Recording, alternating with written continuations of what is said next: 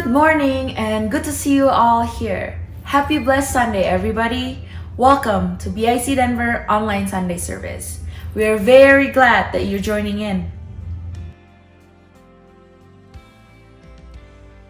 Selamat hari Minggu. Saya percaya kasih setia Tuhan selalu baru setiap pagi. Voice of Pentecost kali ini akan membahas mengenai dinamika kesembuhan ilahi. Apakah kamu pernah mengalami sakit dan disembuhkan Tuhan melalui mujizat? Atau malah pernah lihat orang yang sakit dan didoakan tapi nggak sembuh-sembuh? Nah, jadi sebenarnya kesembuhan ilahi itu beneran ada atau enggak sih?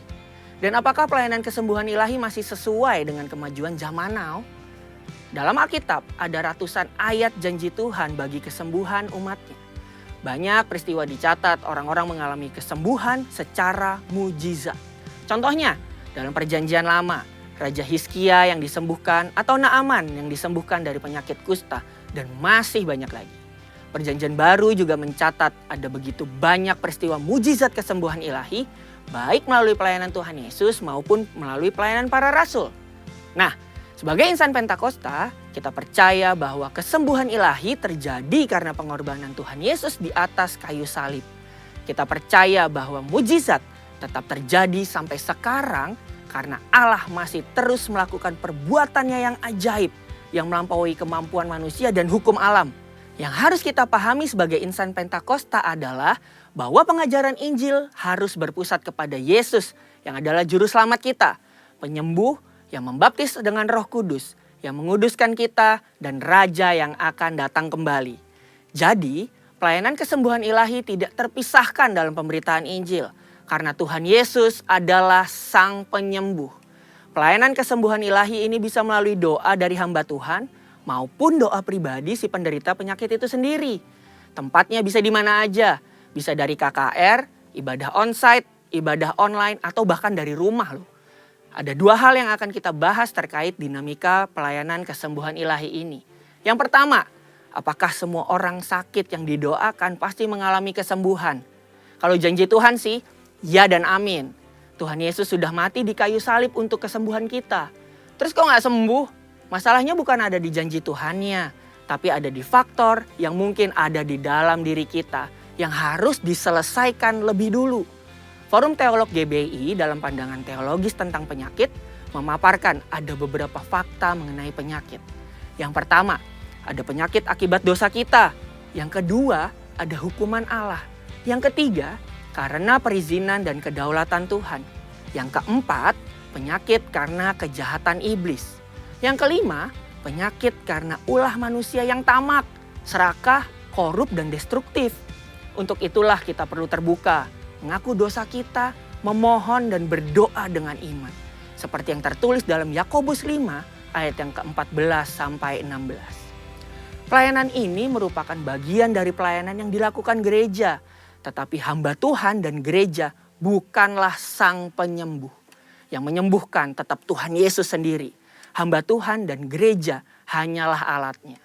Jika seseorang didoakan dan gak sembuh saat itu juga, bukan berarti kita boleh seenaknya bilang, wah kamu gak beriman nih.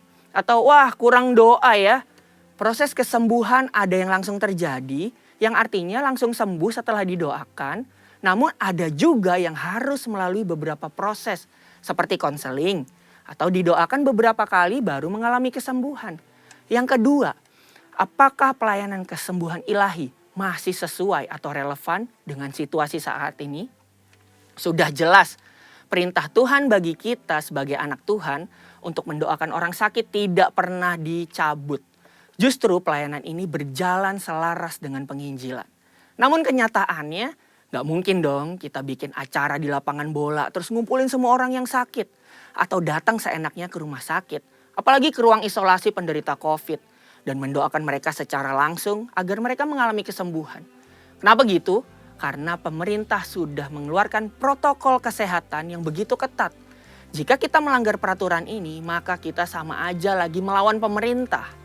Dalam catatan Christian Evangel, ada satu kejadian pada tahun 1918 sampai 1919 di mana pandemi flu Spanyol menjadi momok mengerikan bagi dunia.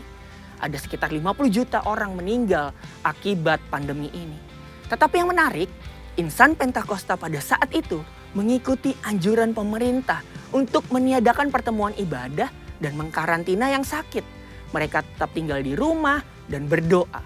Tetapi mereka terus menyatakan bahwa Allah adalah tabib, sama seperti yang kita lakukan sekarang ini nih.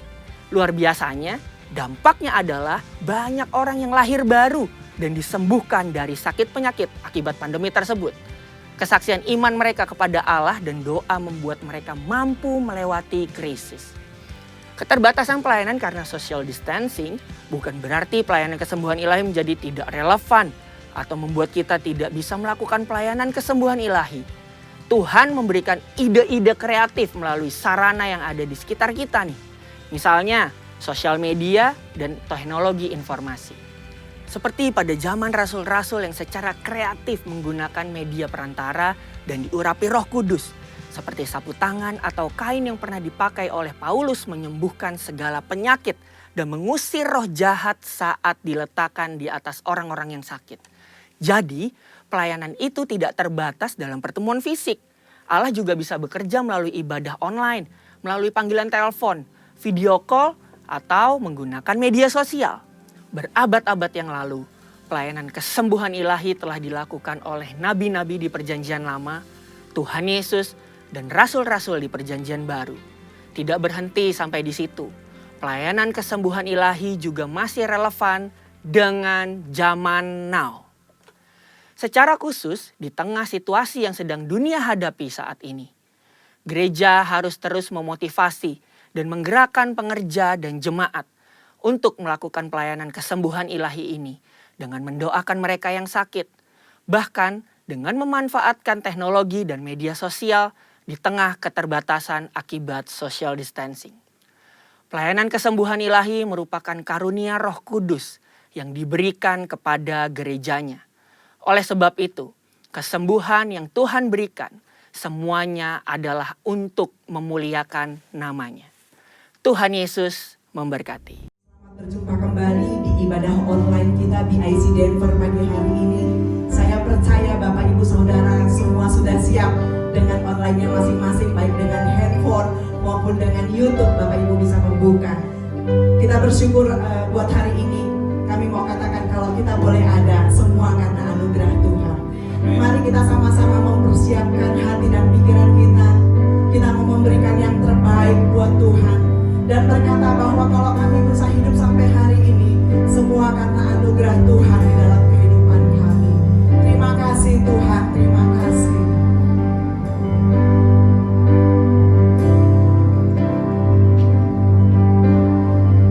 Dengan rendah hati, bersembahkan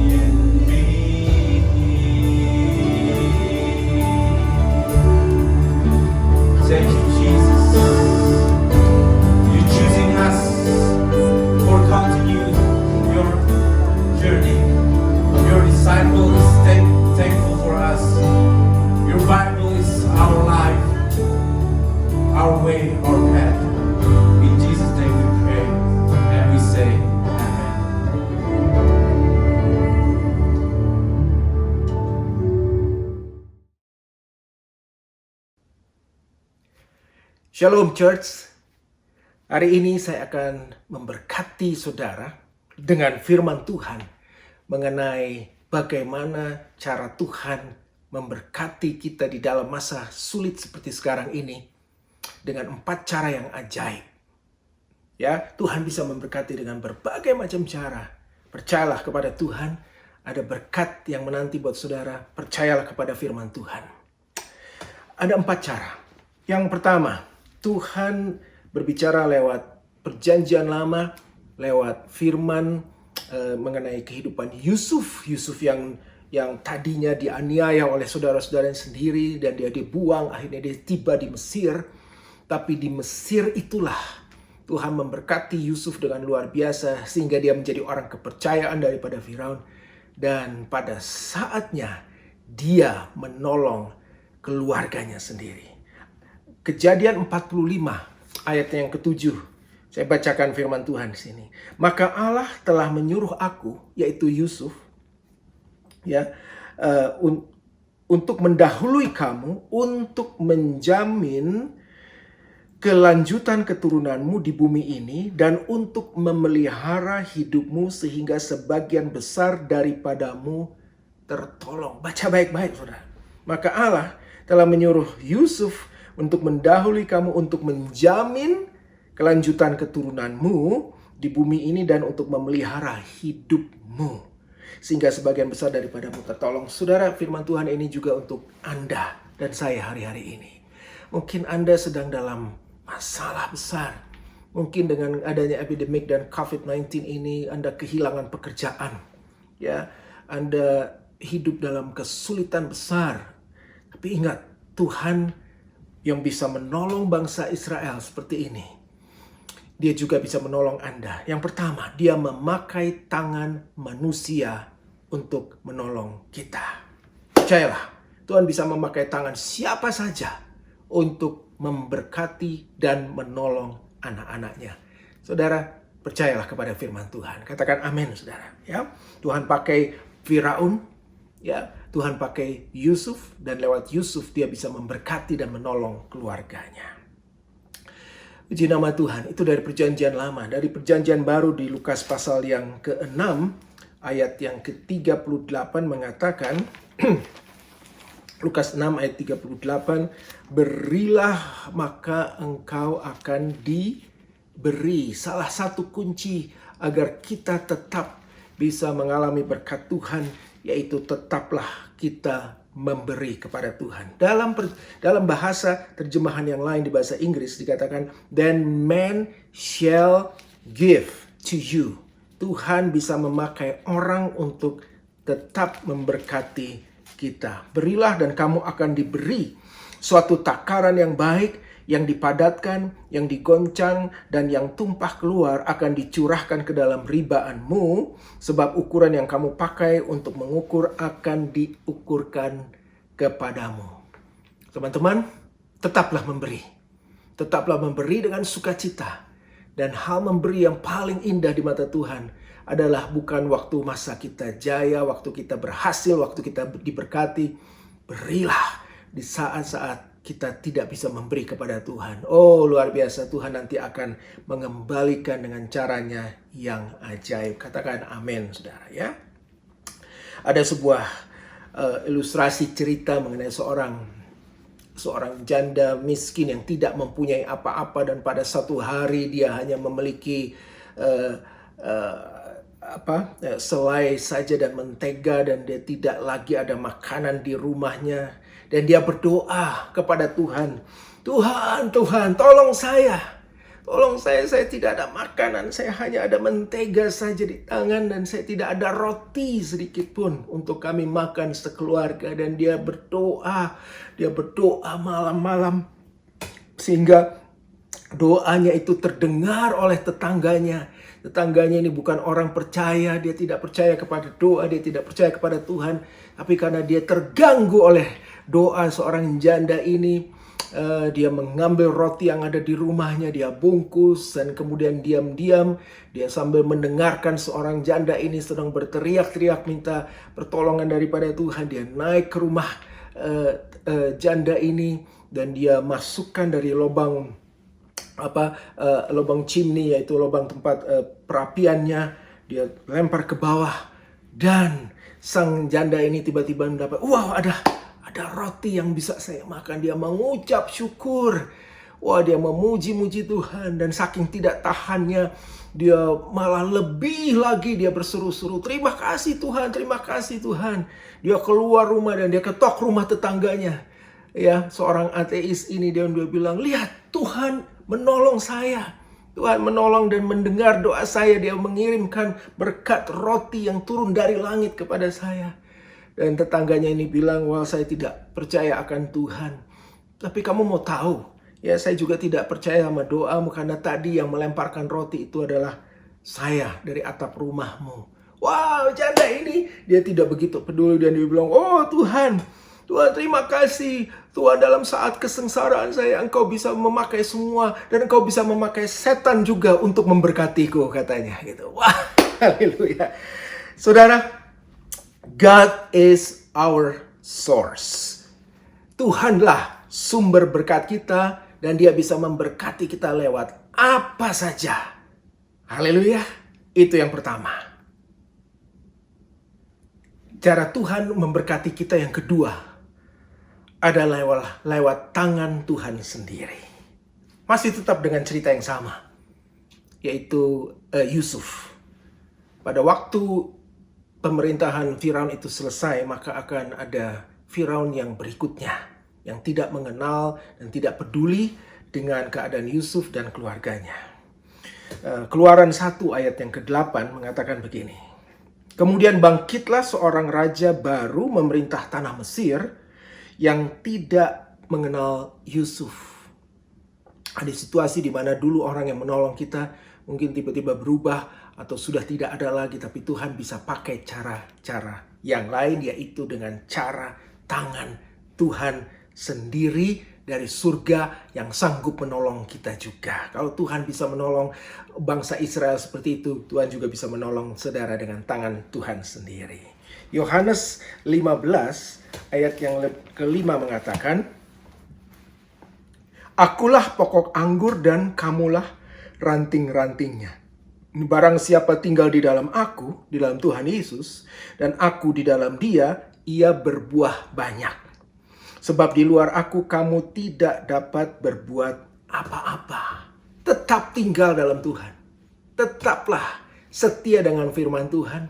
Tetaplah bersekutu, tetaplah berdoa, tetaplah memuji Dia, tetaplah bersyukur, tetaplah menanti dengan iman, karena tangan Tuhan itu tidak terbatas, bisa menolong kita semua. Amin. Ya, even di dalam keadaan seluruh dunia resesi seperti sekarang, tangan Tuhan bisa menolong Anda dan bisa menolong saya juga dengan caranya yang ajaib. Tuhan bisa mengirim lewat burung gagak. Ya. Burung gagak itu adalah sebuah sistem yang diatur oleh Tuhan. Tuhan bisa mengirim berkat lewat apapun juga.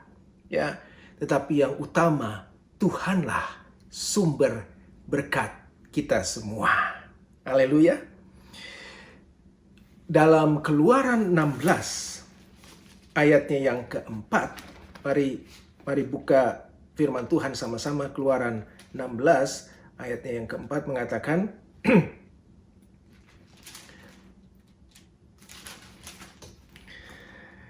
Lalu berfirmanlah Tuhan kepada Musa, sesungguhnya aku akan menurunkan dari langit hujan roti bagimu. Tuhan sendiri, tangan Tuhan sendiri yang menurunkan berkat. Maka bangsa itu akan keluar dan memungut tiap-tiap hari sebanyak yang perlu untuk sehari, supaya mereka, ku coba apakah mereka hidup menurut hukumku atau tidak. Firaun tidak bisa menolong lagi. Yusuf tidak bisa menolong lagi. Sekarang giliran Tuhan sendiri yang turun tangan dan menolong kita secara langsung.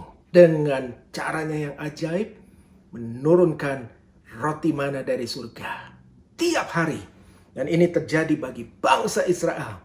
Kalau Tuhan bisa menolong seperti itu, zaman sekarang Tuhan juga bisa menurunkan berkat secara langsung tanpa campur tangan manusia kepada kita semua. Yang percaya katakan amin, saudara.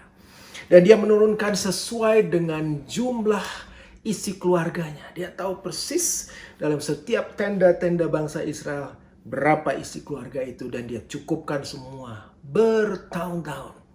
Tidak berkekurangan orang Israel. Tuhan mengasihi mereka. Tuhan juga mengasihi Anda dan saya. He cares about you. He can bless you with the way that you never thought about. Saudara tidak pernah berpikir cara Tuhan, tapi dia bisa berpikir dan dia bisa melakukan pekerjaan-pekerjaannya yang ajaib bagi saudara lewat tangan-tangan Tuhan sendiri. Filipi 4 ayatnya yang ke-19. Saudara, ini salah satu firman yang favorit buat banyak orang dan juga buat kami sendiri, ya. Filipi 4 ayatnya yang ke-19.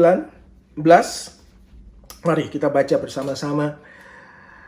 Allahku akan memenuhi segala keperluanmu menurut kekayaan dan kemuliaannya dalam Kristus Yesus. Orang suka sekali membaca firman ini, tapi dia hanya baca ayat tersebut, ya. Allahku akan memenuhi segala keperluanmu menurut kekayaan dan kemuliaannya dalam Kristus Yesus. And my God will meet all your needs according to His glorious riches in Christ Jesus. Tapi mari kita lihat beberapa ayat sebelumnya, yaitu ayat ke-15. Kenapa terjadi seperti itu? Kenapa Tuhan itu menyediakan berkat dan memenuhi segala keperluan kita? Karena di ayat 15 firman Tuhan mengatakan, kamu sendiri tahu juga, hai orang-orang Filipi, pada waktu aku baru mulai mengabarkan Injil, ketika aku berangkat dari Makedonia, tidak ada satu jemaat pun yang mengadakan perhitungan hutang dan piutang dengan aku selain daripada kamu. Kenapa firman ini ditujukan bagi orang-orang tersebut? Karena mereka menolong Rasul Paulus, memberkati dia tanpa pamrih, tanpa perhitungan, tanpa hutang. Tuhan akan membalas bagi siapapun yang memberkati Tuhan dan memberkati hamba-hamba Tuhan, memberkati pekerjaan Tuhan. Dan Tuhan bilang dia akan memenuhi segala keperluan kita menurut kekayaan dan kemuliaannya dalam Kristus Yesus. Do something for God. Ya, lakukan sesuatu buat Tuhan. Berkati Tuhan. Ya, berkati pelayanan pekerjaan Tuhan di dunia ini. Berkati gereja. Bantu orang-orang, ya. Lakukan sesuatu yang baik. Bantulah hamba-hamba Tuhan, ya, yang kekurangan dalam missionary, evangelist. Bantu pekabaran Injil. Tuhan nanti akan memperhatikan segala keperluanmu akan dicukupkan oleh tangan Tuhan sendiri. Haleluya, saudara. Itulah Tuhan kita. Yang pertama tadi apa? Tuhan membantu lewat tangan manusia. Yang kedua, Tuhan menolong lewat tangannya sendiri. Tuhan bisa menurunkan roti mana. Hari ini percayalah, saat bank accountmu sudah tidak ada isinya, saat pekerjaanmu sudah tertutup, saat tidak ada berkat, tangan Tuhan tetap bisa memberkati anak-anaknya. Yang percaya katakan amin, saudara. Cara tangan Tuhan menolong kita yang ketiga adalah dengan tangan kita sendiri atau dengan hidup kita sendiri. Haleluya, ya. Mari saya urutkan cerita ini. Tadi Yusuf, ya, dan sekarang selesai, mana telah berhenti. Dan mari kita lihat firman Tuhan. Apa yang terjadi? Di dalam Yosua 5 ayat yang ke-12 mengatakan, lalu berhentilah mana itu. Berhenti. Tangan Tuhan stop bekerja. Mananya berhenti, dan pada keesokan harinya setelah mereka makan hasil negeri itu. Jadi orang Israel tidak beroleh mana lagi, tapi dalam tahun itu mereka makan yang dihasilkan tanah Kanaan. Yosua ayat yang kelima, pasal kelima ayat 12. Artinya apa? Ada saatnya Tuhan bilang, that's it. Saya berhenti memberkati secara langsung. Tapi saya akan membuat mereka untuk masuk ke dalam satu tempat di mana mereka bisa bekerja dengan tangan sendiri.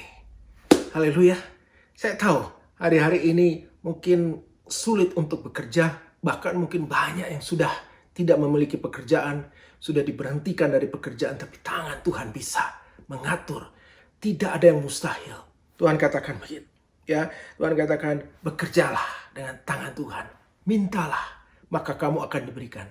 Oh, saya percaya walaupun semua kelihatannya tertutup, tapi saya sangat percaya Tuhan pasti menyediakan satu pekerjaan yang tepat bagi Anda dan saya untuk melanjutkan kehidupan kita semua. Tuhan memelihara dan Tuhan menyediakan bagi kita. Poinnya di sini, yang ketiga, bekerjalah. Ada saatnya kita menerima berkat daripada Tuhan, tapi ada saatnya kita juga bekerja dengan tangan kita sendiri, dengan hidup kita sendiri. Mari saya buka juga di Ulangan 11. Ulangan 11 ayat 9 dan 10. Firman Tuhan mengatakan begini. Ayat 9, dan supaya lanjut umurmu di tanah yang dijanjikan Tuhan, dengan sumpah kepada nenek moyangmu untuk memberikan kepada mereka dan kepada keturunan mereka suatu negeri yang berlimpah-limpah susu dan madunya. Saya percaya tempat di mana Anda tinggal hari ini, kota di mana Anda tinggal, negara di mana Anda tinggal, itu adalah negeri susu dan madu buat saudara. Sebab di ayat 10, sebab di negeri kemana engkau masuk untuk mendudukinya bukanlah negeri yang seperti tanah Mesir, dari mana kamu keluar, yang setelah ditabur dengan benih harus kau airi dengan jeripaya seakan-akan kebun sayur, tetapi negeri kemana kamu pergi untuk mendudukinya ialah negeri yang bergunung-gunung dan berlembah-lembah, yang mendapat air sebanyak hujan yang turun dari langit. Tuhan bisa memberkati tanahmu. Tuhan memberkati pekerjaanmu. Tuhan memberkati kota di mana Anda berada. Disitulah Anda ditempatkan dan disitulah Tuhan akan membuka pintunya untuk saudara bisa bekerja, menghasilkan, dan menjadi provider untuk keluarga saudara, dan hidup saudara pasti diberkati. Percayalah, Tuhan bisa melakukan apa saja lewat tangan kita asal kita rajin, kita bangkit. Jangan kemudian jatuh, tergeletak dan tidak mau bekerja, tidak mau bangkit, dan saudara tidak punya pengharapan bilang, oh seluruh dunia kehilangan pekerjaan. No. Anak-anak Tuhan memiliki janji Tuhan yang luar biasa. Anda spesial, kita semua berharga di mata Tuhan. Tuhan bisa menolong saudara semua. Amin. Cara Tuhan memberkati kita yang keempat adalah, dan ini yang paling seru, adalah lewat tangan musuh-musuh kita. Haleluya. Oh, saudara pikir, wah mana mungkin. Oh yes, Tuhan bisa memakai siapa saja, kapan saja, di mana saja, apa saja. Dia mengasihi saudara. Saudara, dalam kitab Bilangan ke-14, ayatnya yang ke-9 mengatakan, hanya janganlah memberontak kepada Tuhan dan janganlah takut kepada bangsa negeri itu, sebab mereka akan kita telan habis. Ini yang saudara perlu dengar. Yang melindungi mereka sudah meninggalkan mereka, sedang Tuhan menyertai kita. Janganlah takut kepada mereka. Haleluya. Saudara, mungkin hari ini dia menjadi musuh saudara, tapi Tuhan bisa merubah caranya, bisa berubah hatinya. Dan musuh-musuh itu bisa dipakai juga untuk memberkati kehidupan saudara. Percayalah, Tuhan punya cara yang ajaib. Ya. Oh, kita sedang dalam masa banyak berdoa. Tiap pagi dan malam kita masuk dalam menara doa United Prayer Tower. Kita juga melayani di Healing Center Ministry. Dan saudara tahu apa yang terjadi dari hamba-hamba Tuhan, para gembala-gembala dan juga para pendoa-pendoa yang masuk siang dan malam, pagi dan malam berdoa dengan tidak putus-putusnya memohon belas kasihan Tuhan. Ya, serangan demi serangan daripada musuh. Ya, musuh datang mencoba menghancurkan kita lewat berbagai cara. Ya, tapi kami tahu satu hal. Kalau ada musuh yang menyerang, kalau ada kuasa roh-roh jahat, ya, kalau setan tidak suka kepada kita, saudara, Anda dan saya ada di jalur yang benar. Saya mau kasih ilustrasi. Jika seorang Kristen tidak pernah mengalami serangan daripada musuh, tidak pernah mengalami gangguan, godaan daripada iblis, tidak pernah mengalami serangan-serangan daripada Tuhan, jangan-jangan dia bukan bersama Tuhan. Jangan-jangan dia adalah temannya daripada si musuh itu. Sehingga kalau teman tidak saling mengganggu. Tapi kalau Anda dan saya diganggu, diuji, dicoba untuk dihancurkan lewat sakit penyakit, ya, lewat serangan, lewat segala macam cara. Taulah saudara, you are a high value target of the devil. Saudara merupakan target yang paling tinggi. Dia tidak suka karena dia tahu Anda berharga di mata Tuhan. Apa saja yang Anda lakukan itu akan berhasil, akan membukakan belenggu-belenggu, ikatan-ikatan. Oh, waktu kita mulai berdoa, berpuasa, saudara, musuh tidak tinggal diam, dia coba hancurkan. Juga lewat hubungan-hubungan di dalam keluarga dan lain sebagainya. Tapi kita tahu, semakin besar serangan daripada musuh, semakin besar juga berkat yang akan dicurahkan bagi kita. Yang percaya katakan amin. Semakin besar kekuatan musuh kita lawan, semakin besar nanti revival itu akan terjadi di dalam hidup saudara, di dalam keluarga saudara, di dalam komunitas saudara, di dalam gereja saudara, di kota saudara. Haleluya. Bersiap-siaplah, ya. Kuatlah selalu. Waktu musuh datang, bersama Tuhan kita akan lawan dan kita akan keluar sebagai pemenang-pemenangnya. 2 Korintus 9 ayat 10, 11 dan 12. Ia yang menyediakan benih bagi penabur dan roti untuk dimakan. Ia juga yang akan menyediakan benih bagi kamu dan melipat gandakannya dan menumbuhkan buah-buah kebenaranmu. Kamu akan diperkaya dalam segala macam kemurahan hati yang membangkitkan syukur kepada Allah oleh karena kami. Kenapa alasannya kita diberkati? Ini alasannya, ayat ke-12. Sebab pelayanan kasih yang berisi pemberian ini bukan hanya mencukupkan keperluan-keperluan orang-orang kudus, tapi juga melimpahkan ucapan syukur kepada Allah. Waktu kita diberkati, ingat, Tuhan memberkati kita agar kita menjadi berkat dan agar nama Yesus dimuliakan Tuhan. Amin. Ada suatu cerita yang luar biasa.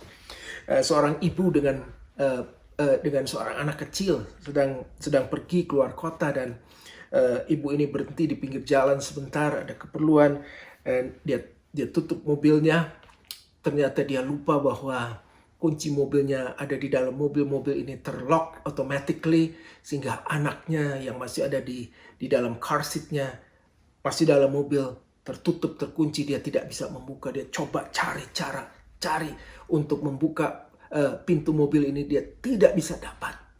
Sementara dia berada dalam satu highway yang sepi, ya, tidak ada orang, tidak ada apapun juga, tidak ada kehidupan. Dia mulai berteriak minta tolong kepada Tuhan. Tuhan, tolong saya. Anak saya bisa mati kepanasan dalam mobil seperti ini.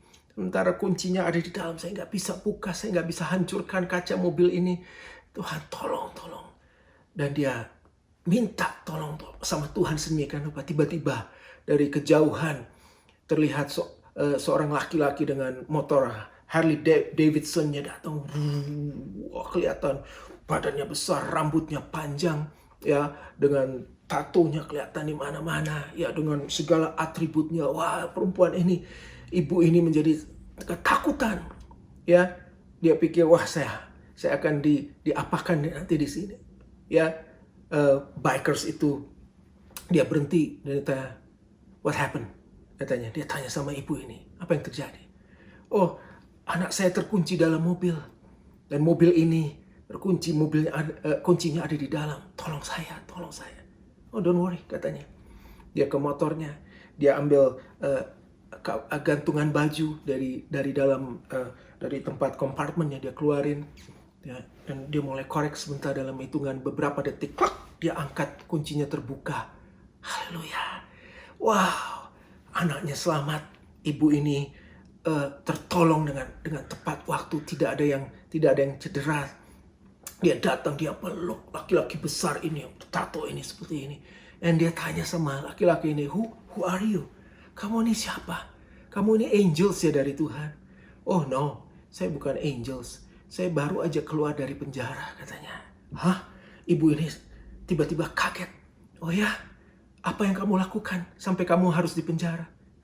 Laki-laki ini bilang, saya pencuri mobil yang sangat hebat. Saya bisa buka mobil apa aja dengan alat-alat saya. Saya jagonya. Makanya saya tertangkap dan dipenjara. Tuhan bisa mengirimkan seorang yang kelihatannya jahat seperti seorang musuh untuk menolong kita pada saat yang tepat. Haleluya, saudara. Inilah cara-cara Tuhan. Jangan batasi Tuhan dengan cara pikiran kita. Ya, jangan limit God's help to us. He can help you through everything, anything, anytime, through everyone. Dia bisa menolong kita dengan cara yang luar biasa. Percayalah kepada Tuhan.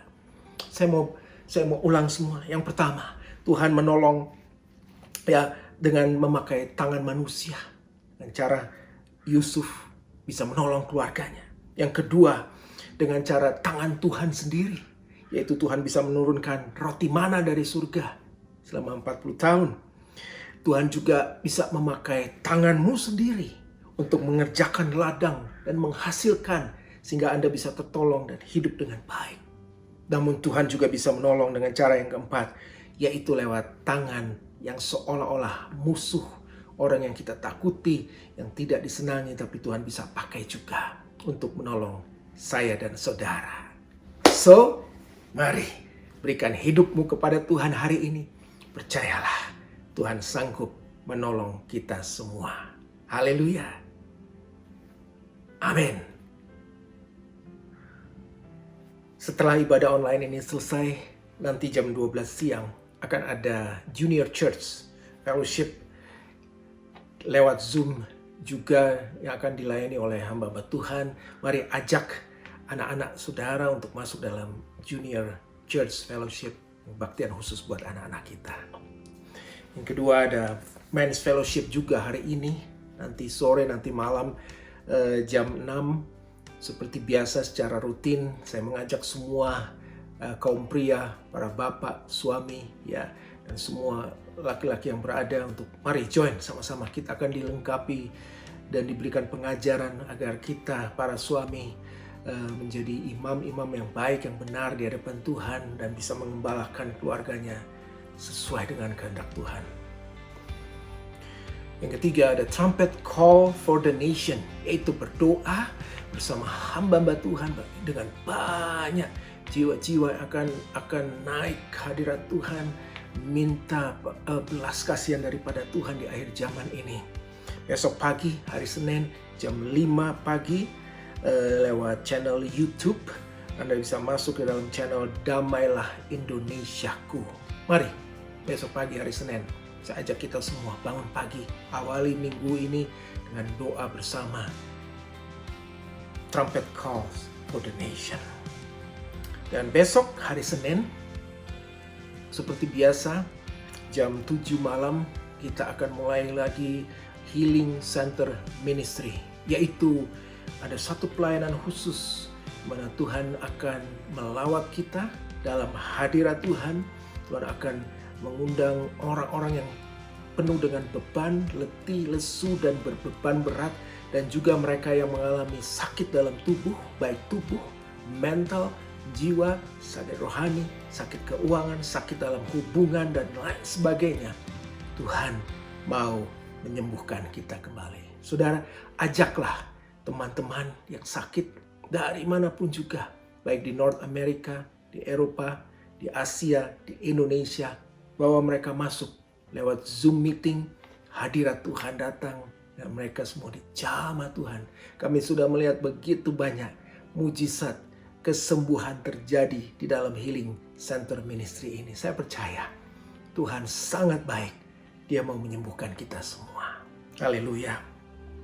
Dan setelah itu kita akan lanjutkan terus dengan menara doa United Prayer Tower dari jam 8 sampai dengan jam 9 malam setiap hari Senin. Mari bergabung, ajak kita masuk hadirat Tuhan, cari wajah Tuhan selama Dia masih berkenan buat kita semua.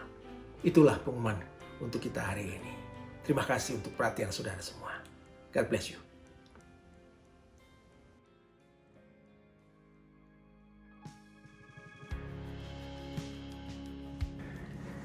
Giving is an act of worship.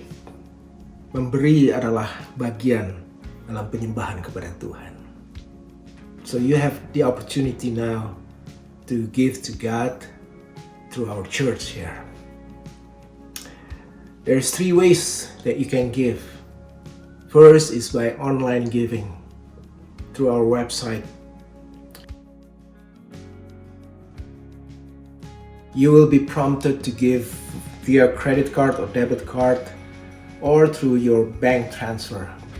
And you can set it up as an one-time donation, weekly or every other week. Number 2 is by texting, and that's the easiest way. You can text to 720-580-5570 and put the amount there and follow the instructions.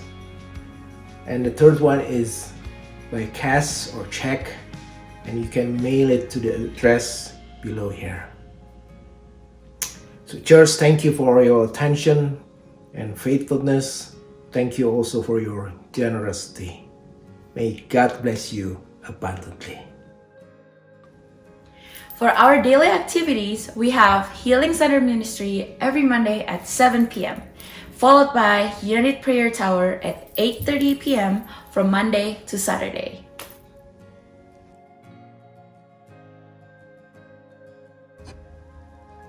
For our cool meetings, we will be having it online and on-site. For Aurora and Centennial, we will be having it every Thursday at 7 p.m. Highlands Ranch every Friday at 7 p.m. And for more information, you can contact Pastor Arnold for Cool Aurora, Pastor Leo for Cool Centennial, and Pastor Ben for Highlands Ranch. For all the youth and the young generation, we have Encounter Youth meetings every Saturday evening at 6:30 p.m. To all younger brothers and sisters, right after this Sunday service, we'll be having junior church at 12 p.m.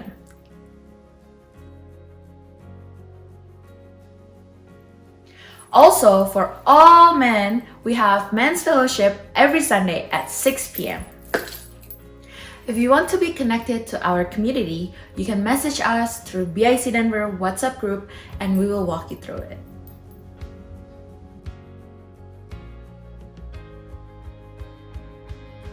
We'll be streaming every Sunday morning at 10:30 a.m. Denver time. Again, join us at facebook.com/BIC Denver.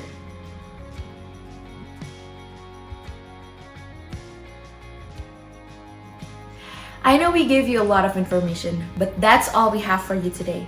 But before we're dismissed, let's receive God's blessing. Tadi saya sudah sampaikan firman Tuhan, 4 cara Tuhan memberkati kita. Sekarang, sebelum Anda selesai dalam ibadah ini, mari siapkan dirimu. Kita akan terima berkat Tuhan kembali. Angkat kedua tanganmu tinggi-tinggi. Di dalam nama Tuhan Yesus, Tuhan memberkati engkau dan melindungi engkau. Tuhan menyinari engkau dengan wajahnya dan memberi engkau kasih karunia. Dan Tuhan menghadapkan wajahnya kepadamu dan memberi engkau damai sejahtera. Shalom. And the Lord bless you and keep you. And the Lord make His face shine upon you and be gracious to you.